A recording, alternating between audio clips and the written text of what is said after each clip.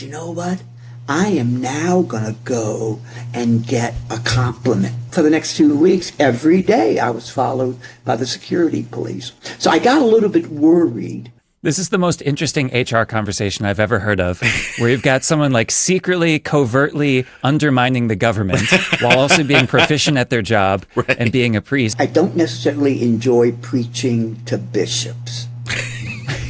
I wonder why. I'll be saying something, and within 10 minutes they're all sound asleep.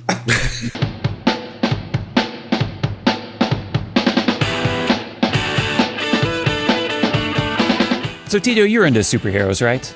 Always. Yeah, so I don't think superheroes get enough credit for their alter egos and how important they are. Okay. And so I have a question for you. Yep. Okay, you get to be a superhero, and you can do any power you want, whatever you want, that's up to you. Okay. But you get to choose that superpower, and you cannot have an alter ego. So you have to live as that superhero 24/7. Okay. You doing that, or you taking no superpower?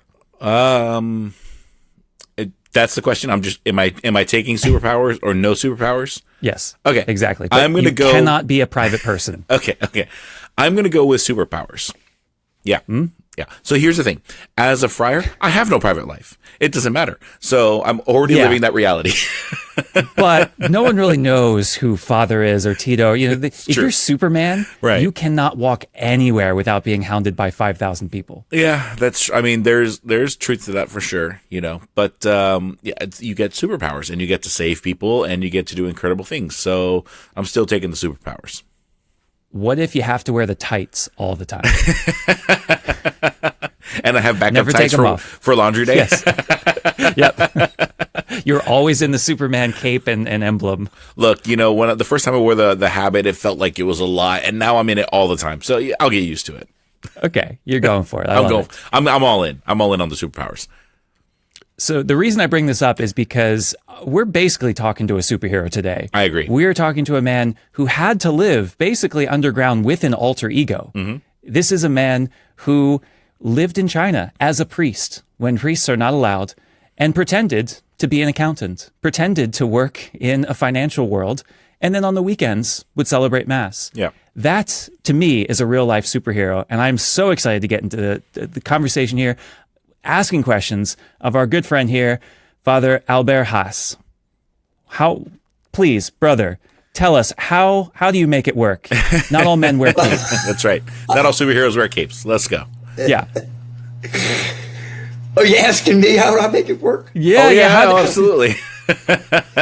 Well, you want the China story, I suppose. Of course. I want the China story. Let's jump right into it. Ever since I was, as we said, I was born and raised in New Orleans, Louisiana, and ever since I was knee high to a duck, I wanted to be a missionary to mainland China. That's really what brought me to the Franciscan order, because the very first bishop of Beijing was a Franciscan, John of Monte Corvino, and we've had a rich history up until Mao Zedong took over and kicked out all the missionaries. We had a rich history of a Franciscan presence in mainland China. I can still remember, it was in July of 1970. I was 15 years old, and I was watching the CBS Evening News. And I can still remember that evening, I think it was on July 10th, if I'm not mistaken. The evening news ended with Maryknoll Bishop James Walsh walking to freedom from Canton to Hong Kong. He was the last Roman Catholic clergyman to be in jail by the Chinese communists. And so I can still remember seeing that. And then years later, I was on a fact-finding mission for the Franciscan order, and I actually stood on that Wulu Bridge in Hong Kong. This is your origin story.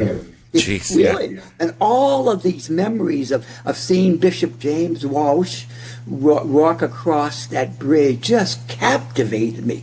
Never in my wildest dreams did I ever think I would fulfill my childhood dream. And then it was in September of 1991, it was on Thursday, the general minister of the order had written to all 17,000 Franciscans in the world at that time, the 17,000 OFM Franciscans, asking for volunteers to go to learn the language, learn the culture, and then somehow or another to bring the Franciscan presence back to mainland China.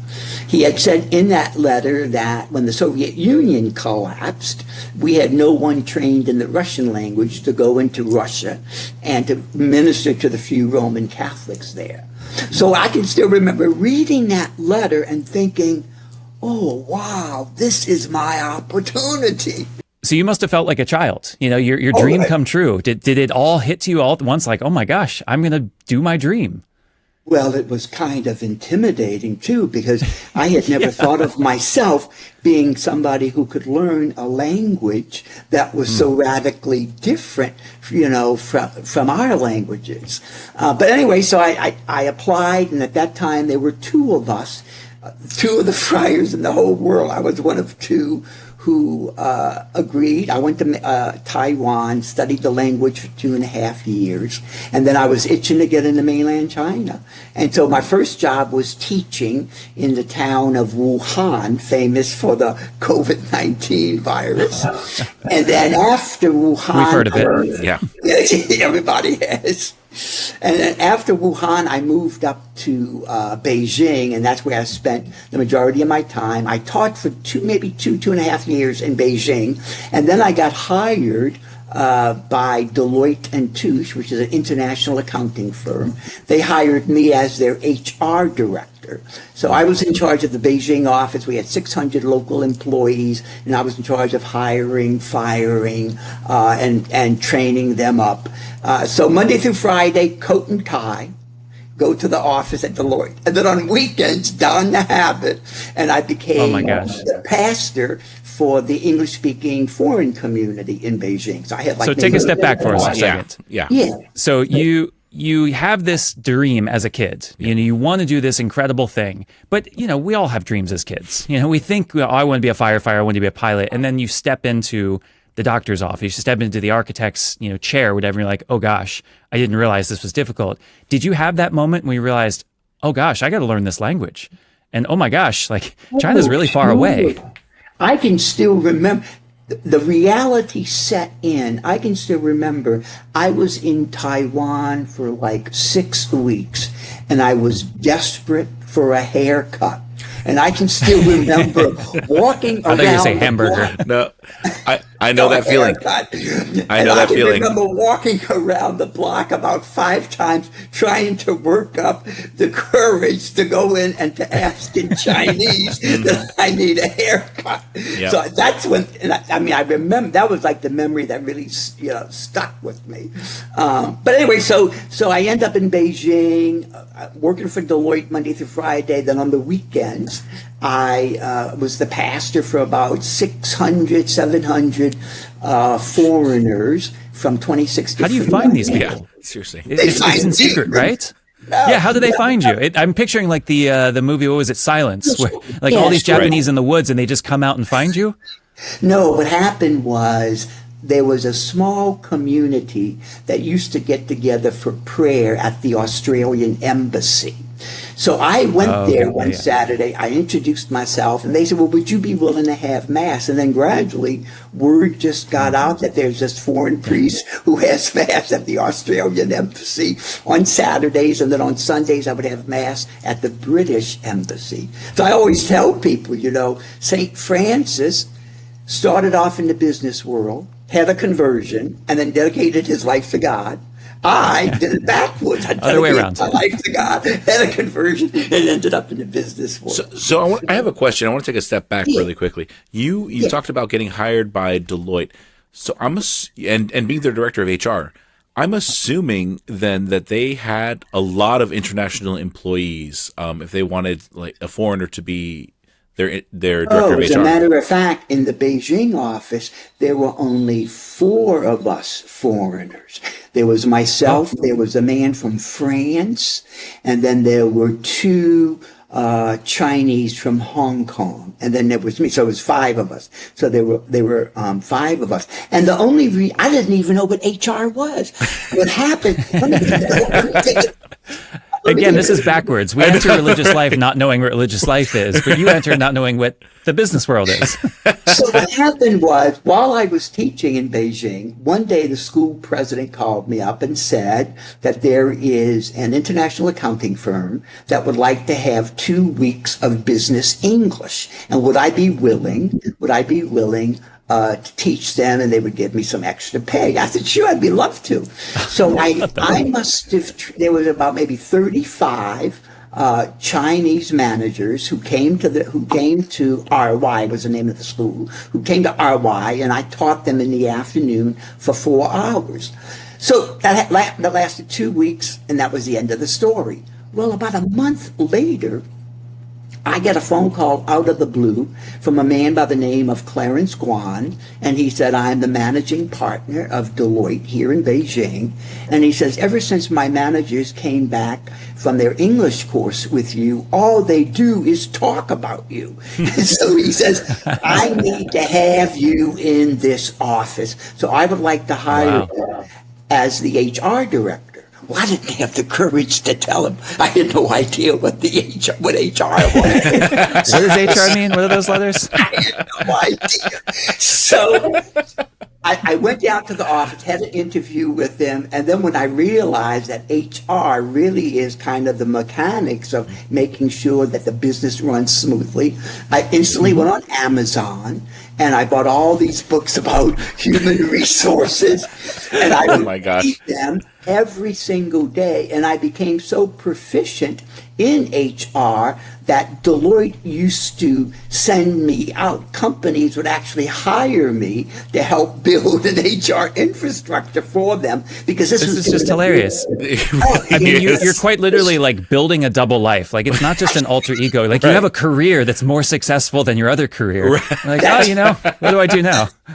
That is true. And it was during that time, it was during the whole big .com .com craziness. So all of these companies were looking to build an HR infrastructure, and I just became almost like the expert at it. So I would be at the office. Sometimes I would have to go to another company to help them. It was a wonderful, wonderful experience. That's fascinating. Yeah, you're a spy that fell in love with the work. That fell in love with your cover identity. That's right. No, but I'm fascinated by this. So because it sounds like the people at Deloitte just spoke very highly of you, and their boss was just like, this guy sounds great, and I need to have him, and we're gonna just find a place to put him. That's just a fascinating perspective, because I don't think it's a very American way of doing things, of like going, oh, I've heard amazing things about this guy. I think he'll be great for the company. Let's get him in here somehow. That's just fascinating. Well, my first thought was, it sounds exactly like the CIA or MI6 or something like that, where like the government manufactured this to get you this job, but this was just like a natural, organic way that you entered the country. Really, it was, and what was, the real challenge for me is, being a friar, I had to remind myself on a daily basis that even though I could not expose who I really was, that my presence had to be something that they would see as being exemplary. And so I was really, one of the highest compliments I got as the HR director was when somebody said to me, "You are the fairest person I know. You're always fair. You listen to both sides." So it was a real ministry of presence, because it was against the law to actively proselytize. This is the most interesting HR conversation I've ever heard of, where you've got someone like secretly, covertly undermining the government while also being proficient at their job and being a priest. I got to think that you were a bit nervous or afraid. I mean, you were putting yourself out there as like an important person in this company. Were you worried that they'd say, "Hey, what are you doing this weekend?" No, but when they hired me, I told Clarence, who was the managing partner of Beijing, I told him I couldn't tell him why, but I had to be home every weekend, because my job at Deloitte did require some traveling to Shanghai and to Xiamen to help with their HR stuff. So, but that was a wonderful thing about Deloitte. I can't They were tell you why. always faithful. But they were always faithful to that. So it was a great company to work for. Really, really was. I have the utmost respect for them. Interestingly enough, I've talked to a few people who've worked for like in Russia, especially during like, you know, the stronghold of communism. Not so much people from China during, you know, the stronghold of communism, but what they talked about in Russia is the world moved forward on favors, right? I'll do you this favor, you do me this favor. Did you see a similarity in China in the sense that like, yeah? So we hired a local, like actually Clarence told me to hire. So I hired a local Chinese man. We gave him the title Vice President of Development. Mm-hmm. We gave him a $200,000 US dollars, $200,000 US dollar salary, but it was always assumed that $150,000 of that money he would use to help us develop our presence in China. In other words, pay bribes. Yep. I can still remember when John Deere, the tractor company, John Deere came to Beijing, and they made this big thing how they were not going to break any laws. There would be no giving money under the table, no bribes, and they lasted all of 4 weeks. Hey, when in Rome, do as the Romans do, right? That's exactly. So, I mean, that's just the way business is done in China. So we'll get back to how you were outed in a second, but I want to talk about the Chinese community here. So let's go to your other job, your side hustle on the weekends as a priest in a foreign country that is inhospitable to priests. Mm-hmm. What was it like celebrating Mass for people that were probably starved for sacramentals and sacramental work and the sacraments? But you have to always remember that the people who I ministered to on weekends, they were all foreigners. So the Chinese nationals were not allowed inside the embassy on either in the Australian embassy on Saturday evenings or the British embassy on Sunday mornings when I did the Mass. The only real where I really kind of broke the law was where I lived, about maybe a 10-minute bike ride from where I lived. There was an underground seminary. And so I would sometimes go there on a Sunday afternoon to teach the seminarians English. That was forbidden. That was against the law. But I figured, it's not going to hurt any. And the seminary, it was a small little seminary of about 25 seminarians. It was underground, meaning, it was very much there. It was a big building, but they had never registered with the government. And that's why it was considered an underground seminary. And so I worked with the seminarians sometimes, maybe twice a month on a Sunday afternoons. Yes, it was just an incredible job. And the Chinese mentality is so different from our mentality. It's like the difference between, how they say some people see the glass full, some half full, some people see the glass half. The same thing in China. It's just so radically different. And probably the most interesting thing that I found about the Chinese culture was once you made a Chinese friend, they are your friend for life. A lot of loyalty, family, yep. Oh, God, they have this incredible sense of... I once asked one of my students, I said, I'm looking for a Chinese tutor, and I'm just wondering, where do I even go? And the following day, some man shows up at my door and said, I hear you're looking for a tutor. It's incredible. Just incredible. So talk about these seminarians, because you may not have been deeply breaking the law, but it seemed like they probably were, and they were putting their life on the line to do this. What describe them a little bit?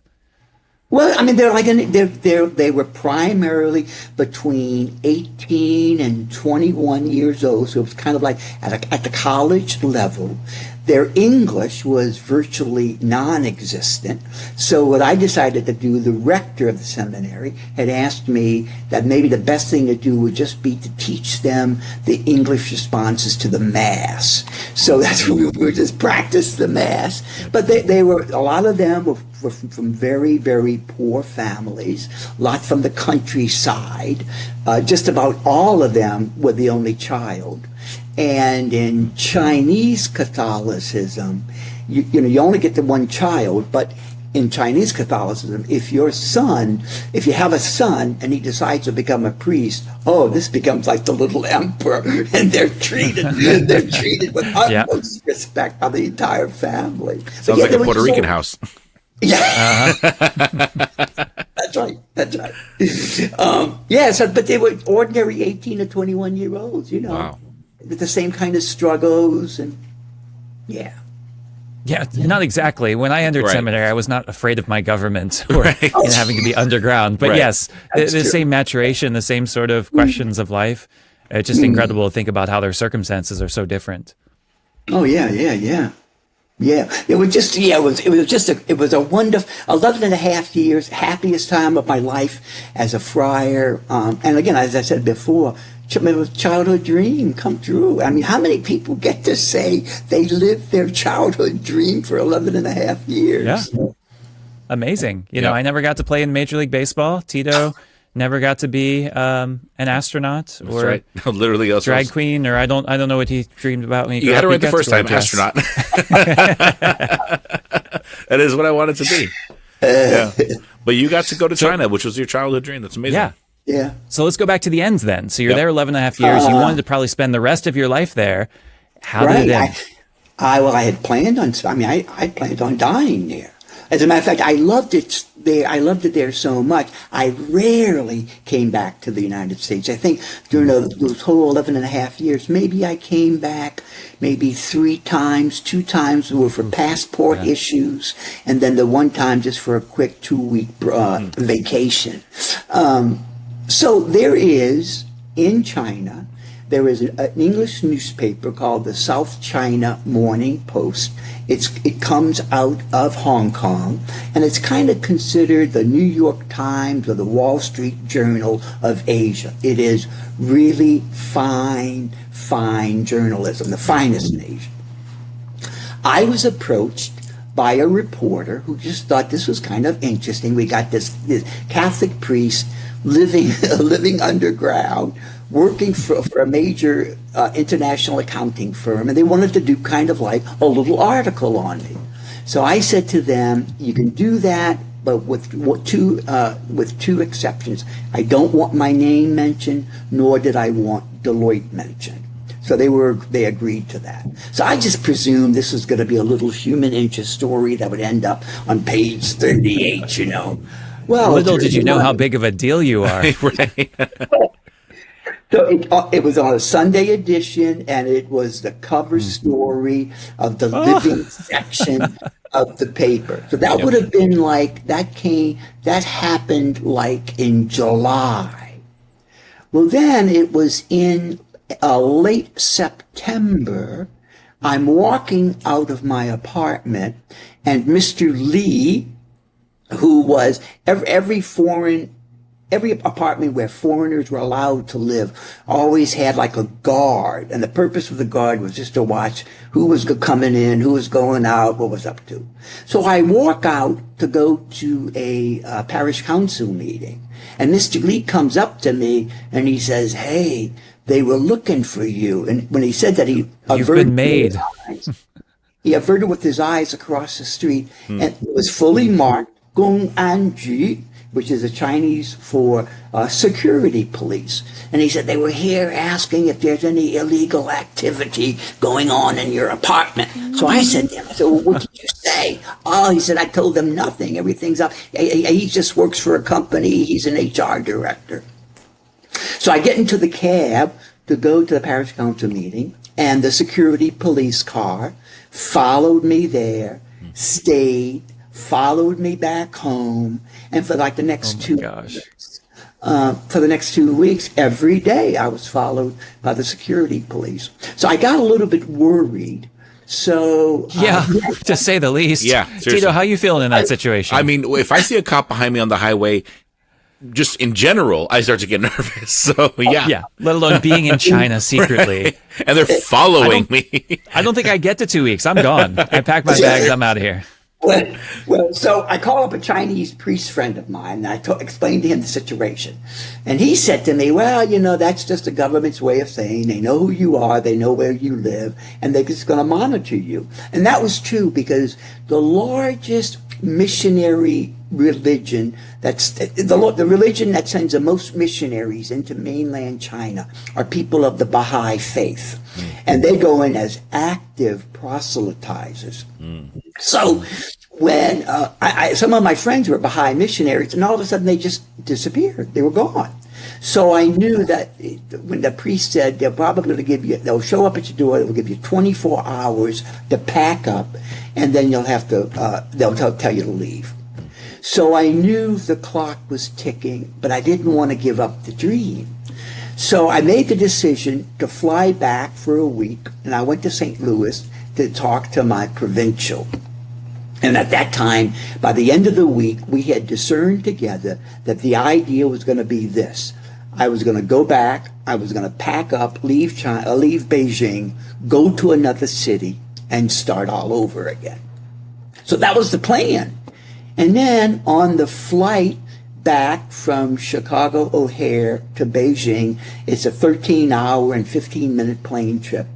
In the middle of the flight, I don't know if I heard it in my ears or if I heard it in my heart, but it was like something just said, the gig is up, Albert. It's time to go home. And I fought that. I got back to Beijing, and this voice, this feeling just kept coming over me.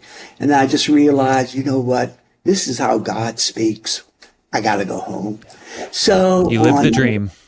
Lived the dream for 11 and a half years. And on January 22nd, 2004, I returned to the United States. Wow. That must have been difficult. You know the exact date? You burned into your memory? I mean, is it a traumatic experience for you? You know what? It was probably harder coming home than it was when I experienced culture shock in Taiwan. And the reason why it was so difficult was because I thought I was coming home.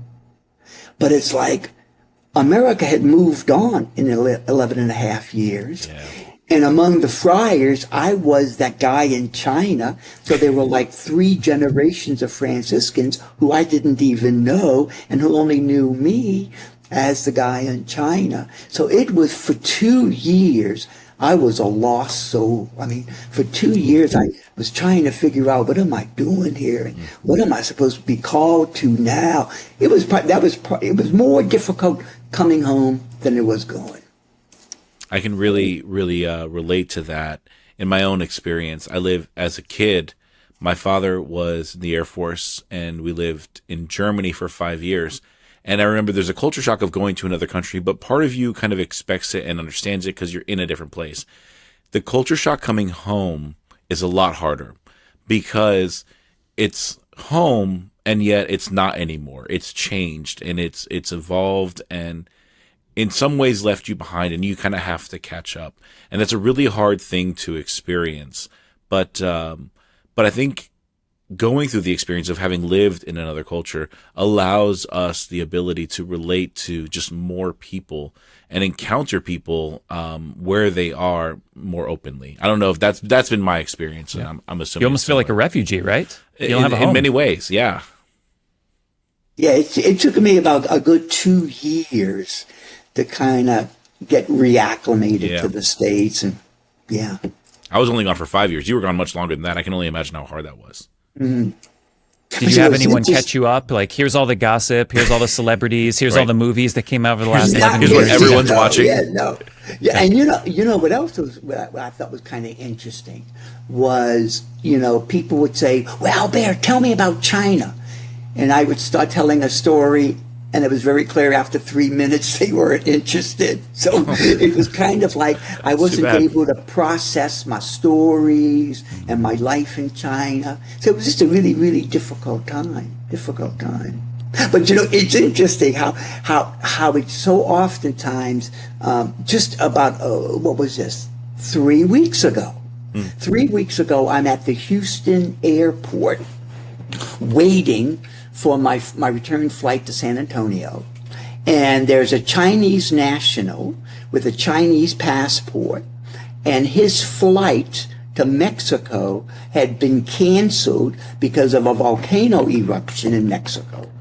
And the United attendant was trying to tell him, and this poor guy didn't speak a word of English, so he pulls out his phone. He's trying to use Google Translate. The United representative couldn't figure it out, and I could see he was trying, and I could see his passport. So I went up to the woman and I said, "What are you trying to say to him?" And she says, "Well, his flight has been canceled until tomorrow because of the volcano eruption." So I turned to him. Never heard of that as a delay. Wow, seriously. Well, in my broken Chinese, I was able to convey to him, "For your flight's canceled until tomorrow morning at 8 o'clock in the morning." And this big grin came on his face. He clearly understood. He thanked me. So it was kind of a neat experience for me. Every now and then I still get the opportunity to practice my Chinese.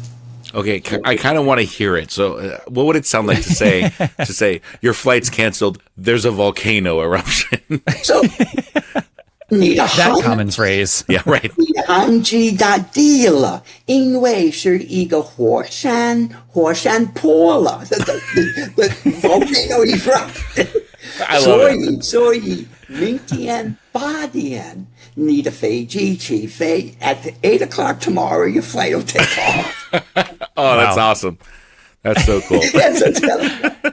Tito called your bluff, and you just answered the call. I loved it. I wanted it. I wanted it. I think that's a great measure of if you know a language or not, is if you can talk about a volcano, because that almost never comes up. Right. Well, I didn't know the word for volcano right off, but I figured it would probably be fire mountain, 火山. So I said 火山, and then later when I got home, I looked it up, and sure enough, that's how they say volcano in Chinese, fire mountain. So when you understand a language well enough to intuit words you don't know, that's impressive. Because I lived in Italy for 2 years. I don't know the word for volcano. No, and Italy has a history of volcanoes. St. Vesuvius. So, Albert, you come back, and now you're an American again. Now you're living in the States, and you've basically got to redefine yourself. How do you pick yourself up? What do you do first? Well, so I had a meeting with the provincial, and the provincial asked me, "What do you want to do?" And I said to him, "Well, I'll do anything except one thing. I don't want to go back to preaching." Because before I went to China, I was full-time. I can see the sitcom transition already. Seriously. So he said, "Well, because you have a doctorate and we'd like to get some friars in the classroom, would you be interested in going to Quincy University and teaching theology?" So I taught theology at Quincy for 2 years. And then word got out that I had returned from China, and I was getting more and more requests to preach retreats and parish missions. And of course, when you're in the classroom, you just can't take a week off and go preach a retreat or preach a parish mission. But I was getting so many requests that I said to the provincial, "I think I could do this full time again." So that's when I started back Oh my gosh. The only thing you wouldn't do. No, that would never say. Tito, never. do you like how he just subtly slipped in that he has a PhD as well? Right, when did you find time for this? Right, seriously. Before China or after China? That was before China. Before China. Oh my gosh. Yeah. So before learning PhD, Chinese, China. Right, Yeah. right. PhD, learn Chinese, go to China. Yeah. Then come back and use the doctorate. And then learn HR. Learn HR. Be the country's leader in structural HR. Yep. Okay. Right. Come back. And now, we're kind of burying the lead here because I imagine a lot of people don't know that you were in China, but a lot of people in our country know you as a prolific writer and speaker. So this was I guess I'll be a speaker now. I guess this is what I don't want to do. And you're incredible at it and you go everywhere to do it. Tell me a little bit about you traveling because I've met you at some of these places. You're speaking or giving tour. What do you do?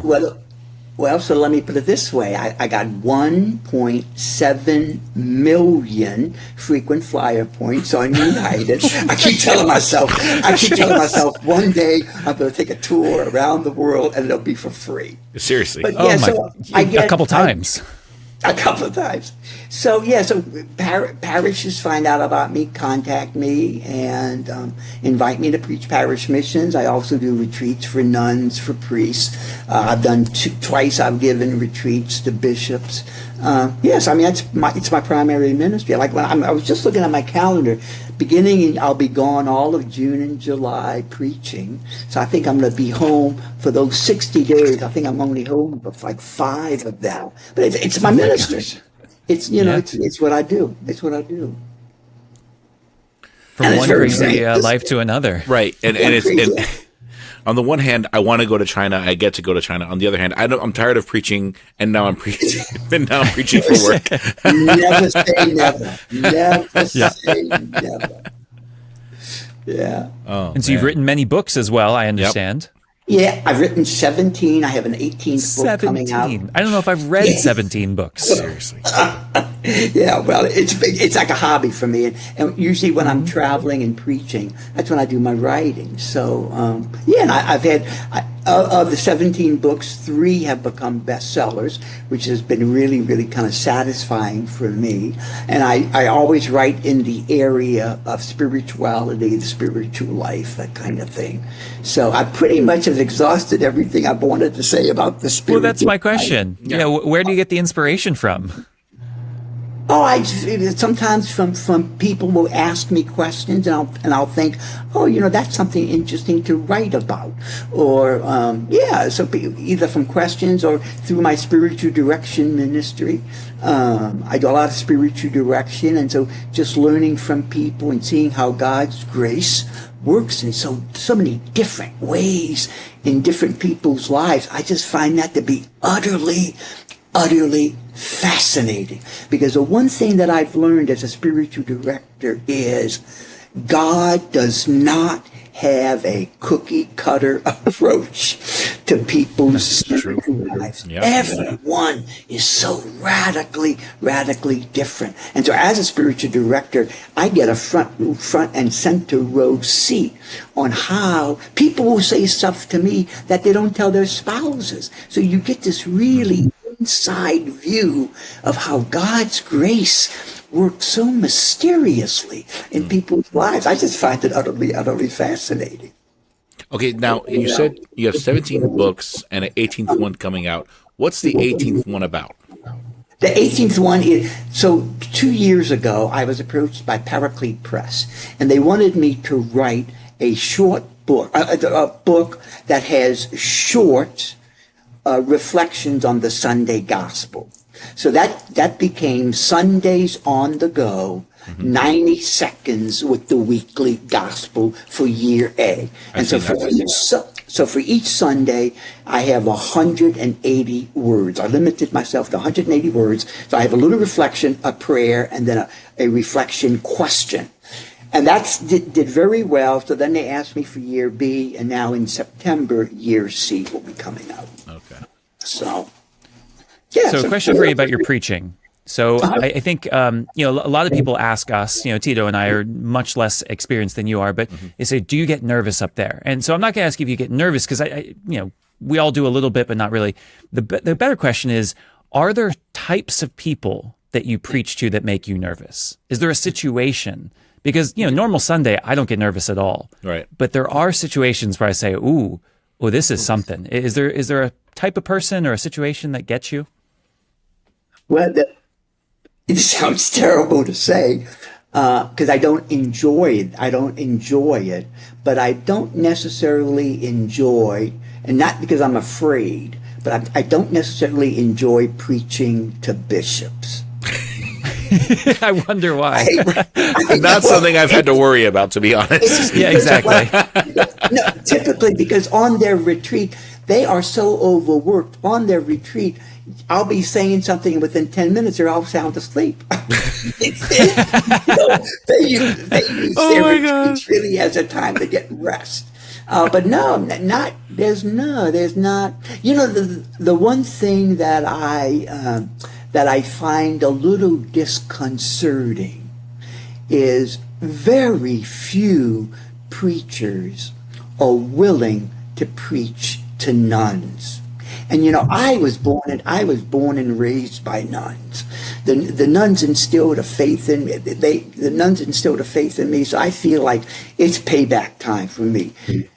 Preaching to nuns, it can be very boring, it can be dull, but I feel a real urge to do that simply because they always struggle to find somebody to preach nuns retreats.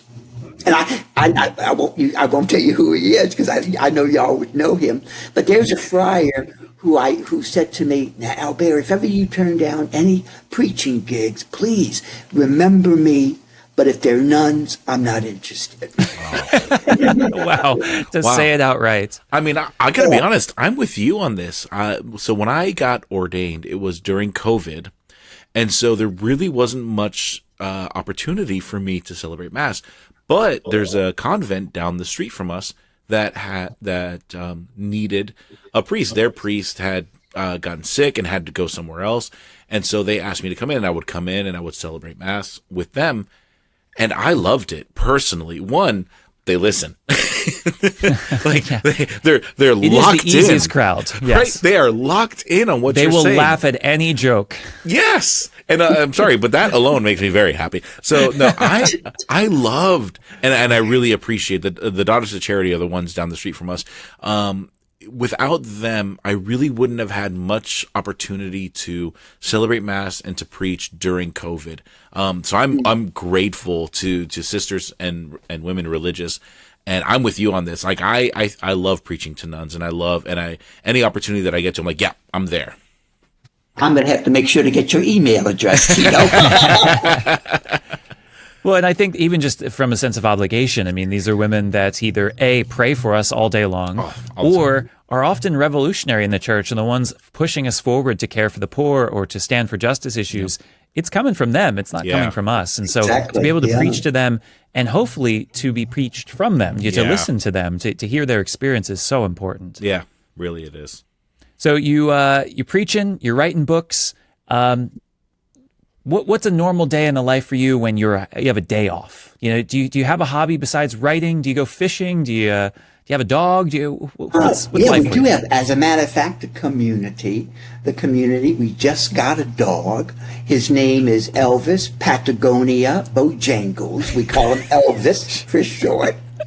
And, sure. Okay. Unless you're angry at him, then all three names. Right. Yeah, exactly. And he's kind of taken to me. So I'm kind of the one who's kind of in charge of him. Not in charge of him, but the one who he tends to gravitate. Like he's outside the door right now. I can hear him. Just listening. Just waiting. Yeah, exactly.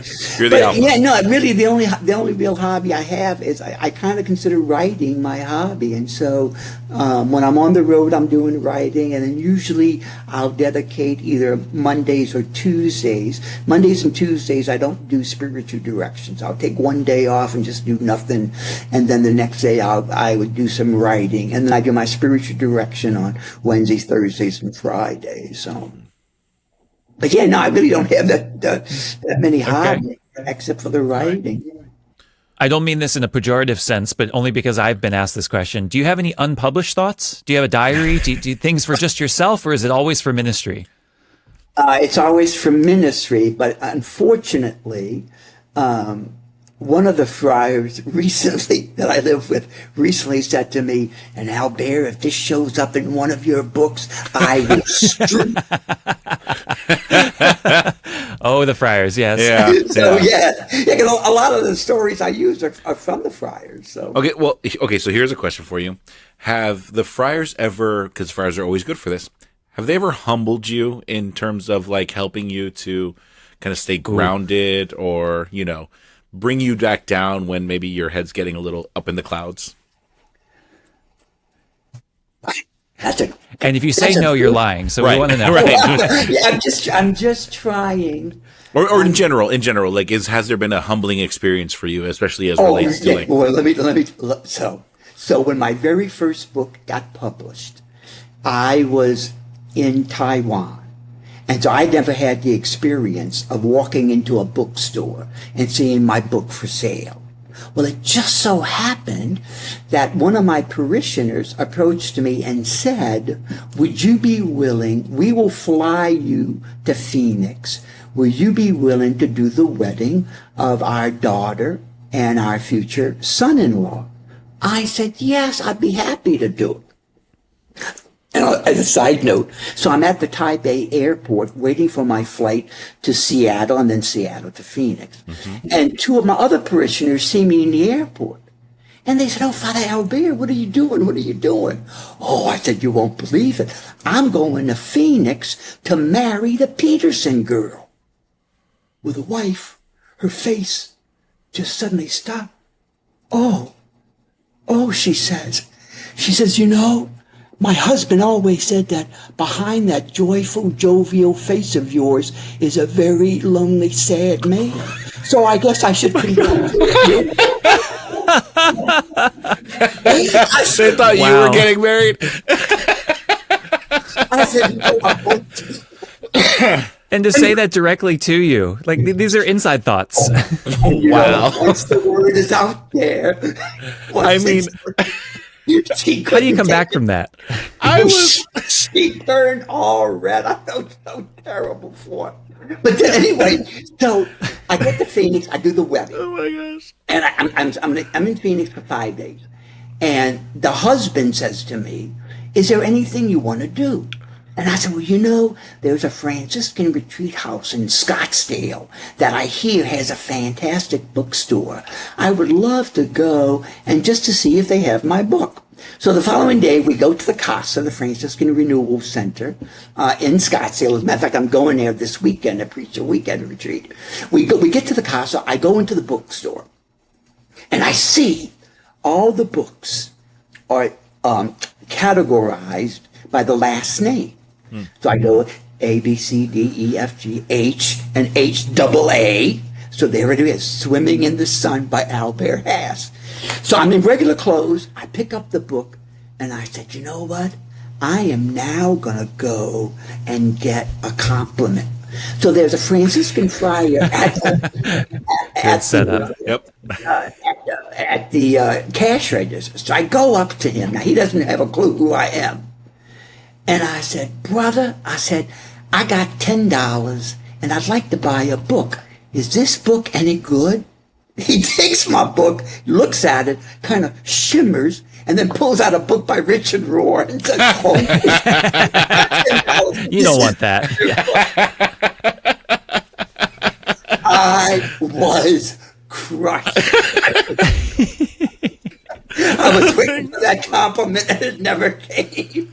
Oh man! Oh, don't set yourself up like that.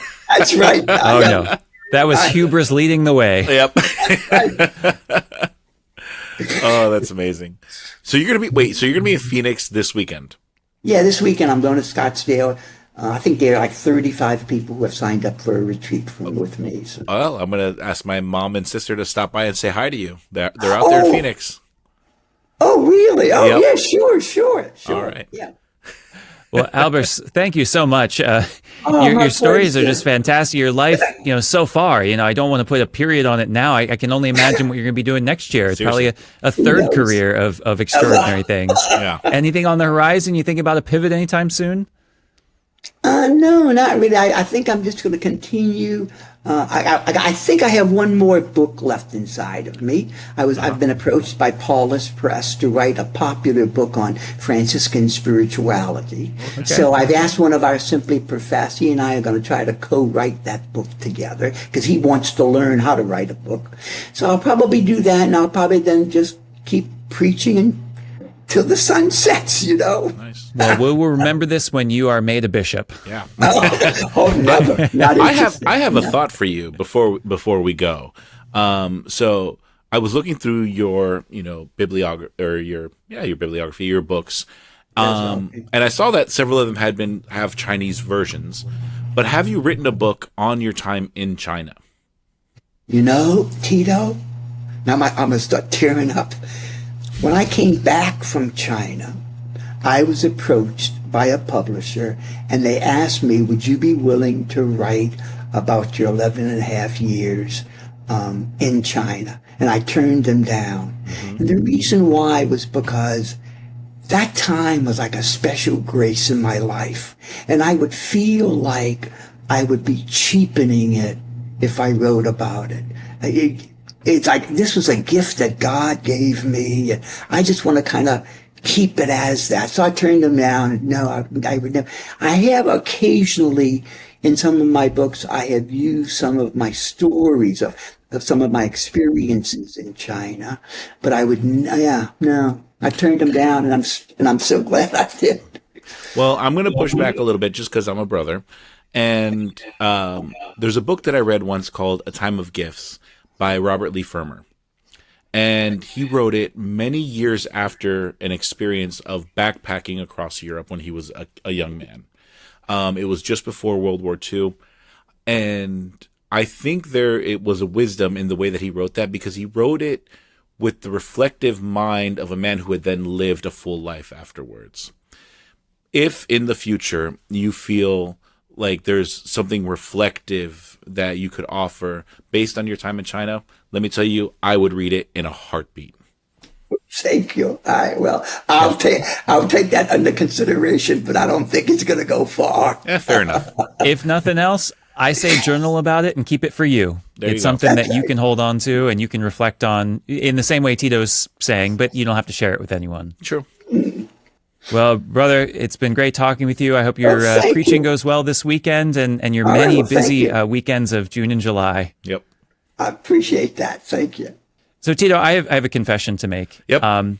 When I put Albert on the list, I just knew he was a great speaker. I had been to one of his talks. I had seen some of his books. Yep. I just knew he was a big guy. And just watching him talk with people, he was so impressive to me. I was like, we got to talk to this guy. Yeah. We did our pre-interview yesterday, and I had no idea he'd been to China. Right. That whole part of his life. 100%. You said, how about this guy? And I was like, okay, cool. I'd heard his name, and I'd heard that he was a writer, and then we got his resume, and I looked, I was like, oh, this is really cool. And the more he talked, I was like, oh, wait, there's so much more here than just what's on the resume, just what's in his, in his books. So yeah, I just kept going, oh, okay. And another thing. Yeah. Well, and what a perfect example, I think, of minor characters where you've got kind of subplots to your own story, just these little moments here or there. And then our lives pivot. I mean, it's so true of so many friars where you live a career and then there's another calling. Then there's another opportunity. There's another ask from the provincial. And I think it's wonderful that we're not pigeonholed to do the same thing for the rest of our lives. Yeah. Despite these vows, we're actually free to do so much. Yeah. And sometimes as a friar, you get to do what you wanted to do, and it's a blessing. And then you get asked to do things you thought, I have no desire for that, and it's also a blessing. The reality of our lives is that we have a lot of freedom, but ultimately we're also asked to be obedient. And there's a tension, but a healthy tension in that, where we get to live out the gospel life in so many different ways. Yeah, amazing. So what a great witness to us, hopefully a witness to other people. Maybe look at that witness and you want to be a friar yourself. Mm-hmm. Maybe you want to be a bit of a minor character.